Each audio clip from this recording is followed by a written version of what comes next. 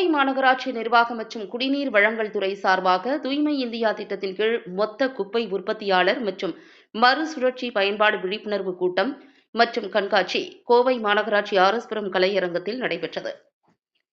தனியார் நிறுவனங்கள் சார்பில் அமைக்கப்பட்ட மக்கும் குப்பைகள் மற்றும் மக்காத குப்பைகளை வைத்து பயோகேஸ் மற்றும் உரம் தயாரித்தல் இயந்திரங்கள் கொண்ட ஸ்டால்களை பொது சுகாதார குழு தலைவர் மாரிச்செல்வன் கவுன்சிலர் துவக்கி வைத்து கண்காட்சியினை பார்வையிட்டார்.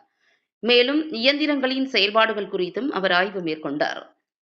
இதுகுறித்து பொது சுகாதார குழு தலைவர் மாரிச்செல்வன் பேசுகையில், தமிழகத்தில் உள்ள தூய்மையான நகரங்களில் கோவை மாநகராட்சி முதல் இடத்தை பிடித்து முதல்வரிடம் பதக்கம் பெற்றது மிகவும் மகிழ்ச்சி அளிக்கிறது. அதற்காக பணியாற்றிய அனைத்து அலுவலர்கள் மற்றும் பணியாளர்களுக்கு எனது வாழ்த்துக்களை தெரிவித்துக் கொள்கிறேன்.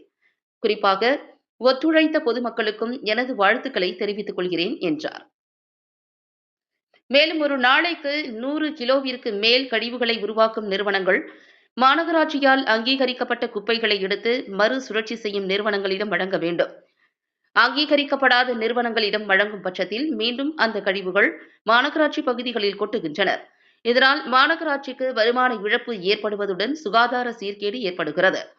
எனவே மக்கும் மக்காத குப்பைகளை பிரித்தெடுத்தல் குறித்த விழிப்புணர்வு ஏற்படுத்தும் வகையில் தற்போது தனியார் நிறுவனங்களின் குப்பைகளை அகற்றும் நவீன இயந்திரங்களின் கண்காட்சி ஏற்பாடு செய்துள்ளதாக தெரிவித்தார். எனவே அடுக்குமாடி குடியிருப்போர் மற்றும் உணவு விடுதிகள் ஒத்துழைப்பு நல்குமாறு கேட்டுக் கொண்டார். இந்நிகழ்ச்சியில் மாநகராட்சி அலுவலர்கள், அடுக்குமாடி குடியிருப்போர் நலசங்க நிர்வாகிகள், உணவு விடுதிகள் உரிமையாளர்கள் உட்பட பலர் கலந்து கொண்டனர்.